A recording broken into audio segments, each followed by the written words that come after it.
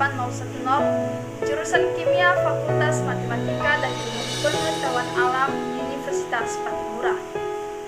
Pada video kali ini, saya akan membahas beberapa masalah yang terjadi di negara kita, yaitu negara Indonesia, serta cara menyelesaikan masalah tersebut atau cara menyikapinya. Nah, untuk tidak membuang-buang waktu, sekarang kita masuk pada topik pertama, yaitu identitas negara Indonesia. Menurut teman-teman, pembahasan apakah yang akan kita bahas pada identitas negara Indonesia? Nah, pembahasan yang saya ambil itu berasal dari manakah identitas negara Indonesia? Berasal dari negara-negara penjajah atau bagaimana? Nah, jawabannya ialah identitas nasional bangsa Indonesia berasal dari nilai-nilai kultural tiap-tiap daerah.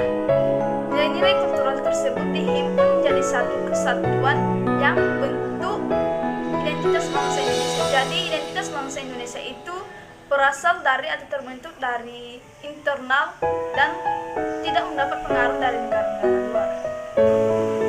Identitas negara Indonesia dalam Undang-Undang Nomor 24 Tahun 2009 ada 4, yaitu bahasa, bendera, lambang negara, dan lagu kebangsaan.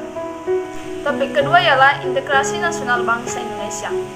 Adapun masalah yang berkaitan dengan topik ini ialah mengapa masih ada masyarakat yang tidak cinta akan tanah air. Apakah mereka tidak tahu bagaimana perjuangan para pahlawan melawan para penjajah di negara kita Indonesia, atau melemahnya undang-undang di negara Indonesia ini? Nah, jawabannya menurut saya ialah karena tingkat kesadaran dari masyarakat itu rendah, sehingga mereka melakukan apa yang mereka mau, yang belum tentu benar dan sesuai dengan undang-undang yang berlaku di negara Indonesia. Undang-undang di Indonesia pada prinsipnya sudah benar, tinggal cara pengaplikasiannya. Mengapa saya bilang pengaplikasian? Karena masih ada anggapan yang sering kita dengar, yaitu tumpul ke atas, tajam ke bawah. Artinya undang-undang yang kuat itu berlaku bagi orang-orang golongan rendah, sedangkan undang-undang yang lemah itu yang memperhatikan harta atau segala macam itu berlaku bagi orang yang sudah berkeadaan, kita katakan yang golongan atas. Sekarang kita masuk pada topik ketiga, yaitu konstitusi Indonesia. Masalah yang saya dapatkan tentang topik ini ialah apakah dalam membangun dan menjalankan konstitusi negara Indonesia, apakah ada tantangan baik secara internal maupun global? Menurut saya ada. Mengapa demikian? Karena konstitusi itu berkembang secara alamiah, bersifat dinamis dan sesuai dengan kebutuhan masyarakat. Sekarang kita masuk pada topik keempat, yaitu kewajiban dan hak negara serta warga negara. Masalah yang saya dapatkan pada topik keempat ini ialah bagaimana pandangan Anda tentang warga negara yang haknya dan tidak menjalankan kewajibannya, serta apa pengaruhnya bagi sistem sosial dan ekonomi bagi masyarakat yang menengah ke bawah. Jawabannya ialah warga negara yang seperti ini namanya mementingkan diri sendiri atau egois. Dia hanya melihat apa yang menjadi kebutuhannya secara pribadi dan tidak mempedulikan kebutuhan orang di luar sana atau masyarakat yang lebih membutuhkan daripada dia. Bisa juga bahwa warga negara tersebut mengabaikan hak orang lain dan lupa akan kewajibannya untuk saling menghargai hak orang lain. Yang menjadi pengaruhnya baik itu di sistem sosial maupun sistem ekonomi. Pertama, sistem sosial. Akibatnya pasti terjadi ketidakseimbangan dan tidak akan terjalin hubungan yang baik. Mulai merenggangnya hubungan antar warga negara dalam satu komunitas, warga negara yang satu dengan warga negara yang lain. Sedangkan pengaruhnya di sistem ekonomi adalah banyak masyarakat menengah ke bawah yang semakin yang sudah miskin menjadi miskin. Jika warga negara contohnya golongan atas hanya menuntut haknya dan tidak melakukan kewajiban, contohnya menghormati hak orang lain, maka yang terjadi ialah seperti yang saya katakan, yang miskin menjadi miskin dan yang kaya menjadi kaya. Dan ini artinya tidak ada atau tidak terjadinya kesetimbangan atau keadilan. Sekarang kita masuk pada topik kelima, yaitu demokrasi Indonesia. Masalah yang saya rumuskan pada topik ini ialah bagaimana jikalau rakyat meminta kepada pemerintah untuk menetapkan Pak Jokowi sebagai presiden negara Indonesia. Apakah Pak Jokowi bisa ditetapkan sebagai presiden lagi sampai Pak Jokowi tidak bisa lagi memimpin atau lansia? Artinya Pak Jokowi melebihi 10 tahun atau 2 periode. Jawabannya menurut saya ialah negara Indonesia ialah negara hukum. Artinya tidak semudah itu menetapkan dan ditetapkan siapa yang menjadi pemimpin negara Indonesia. Walaupun dalam Undang-Undang Dasar 1945 dalam pasal 1 ayat 2 menyatakan kedaulatan berada di tangan rakyat dan dilaksanakan menurut undang-undang. Dan dalam pasal 227 menyatakan persyaratan menjadi presiden dan calon presiden ialah belum pernah menjabat sebagai presiden dan wakil presiden selama 2 kali masa jabatan dalam jabatan yang sama. Artinya, penetapan Pak Jokowi sebagai presiden harus melalui beberapa proses dan berdasarkan undang-undang yang berlaku di negara kita, ialah negara Indonesia. Sekarang kita masuk pada topik ke-6, yaitu kebijakan hukum di Indonesia.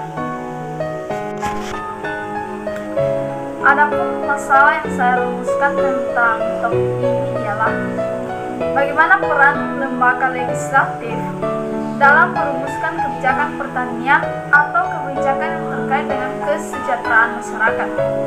Apa aspek dari urbanisasi atau industrialisasi terhadap kebijakan publik tentang kesejahteraan masyarakat?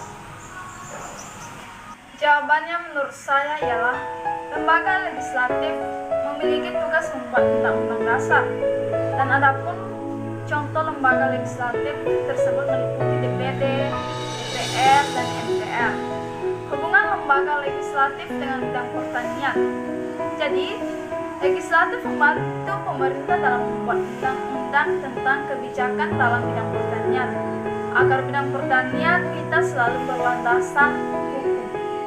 Kebijakan pertanian yang pertama adalah intensifikasi dan yang kedua adalah ekstensifikasi. Intensifikasi adalah kebijakan dalam rangka meningkatkan hasil pertanian dengan peningkatan kualitas pupuk, peningkatan skill petani, sehingga kualitas dan kuantitas pertanian menjadi lebih baik.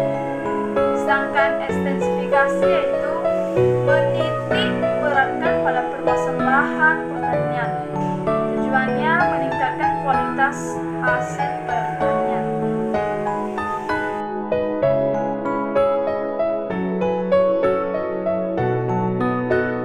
Sekarang kita masuk pada topik ke-7, ialah wawasan Nusantara.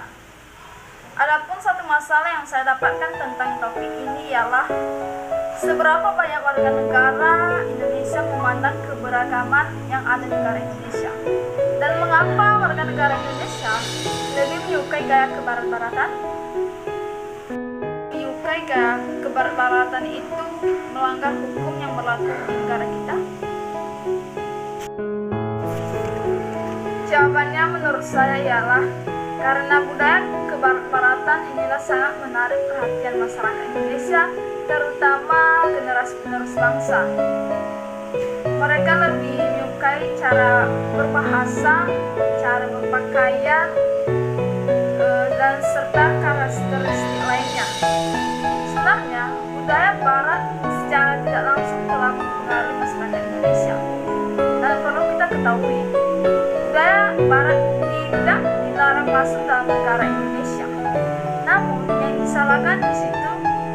saat pengaplikasian budaya barat yang salah atau negatif negara kita. Itulah yang perlu dipermasalahkan. Dan tiba saatnya kita masuk pada penghujung topik, yaitu keamanan dan bela negara. Pertanyaan saya ialah, apa peran kita sebagai mahasiswa dalam menjaga keamanan dalam negara kita? Jawabannya ialah, kita sebagai mahasiswa harus menanamkan rasa patriotisme dan nasionalisme di dalam pribadi kita. Kita harus bisa menjadi contoh teladan untuk anak-anak di luar sana yang masih belum sekolah. Kita ialah generasi bangsa, goal generation to our country. Artinya kitalah, saya, Anda, dan kita semua sudah diberikan tanggung jawab untuk membangun dan merubah nasib negara kita. Dan ada sebuah kutipan yang saya dapat dari John F. Kennedy, yaitu, jangan tanyakan apa yang bisa diberikan negara kepadamu, tapi tanyakanlah apa yang bisa kamu berikan kepada negaramu. Artinya kita, apa yang bisa kita berikan kepada negara kita? Apakah kita memberikan dampak yang baik, positif, merubah, merendahkan, meningkatkan keadaan negara kita? Itu tergantung kita. Jadi marilah tanamkan rasa cinta akan tanah air kita, rasa yang ingin merubah keadaan negara kita. Oke, demikian video saya kali ini. Jikalau ada kata-kata saya yang kurang berkenan, saya minta maaf. Dan akhir kata saya kata kita semua, Om Swastiastu, Namo Buddhaya, Salam Kebajikan, Hotu Mese.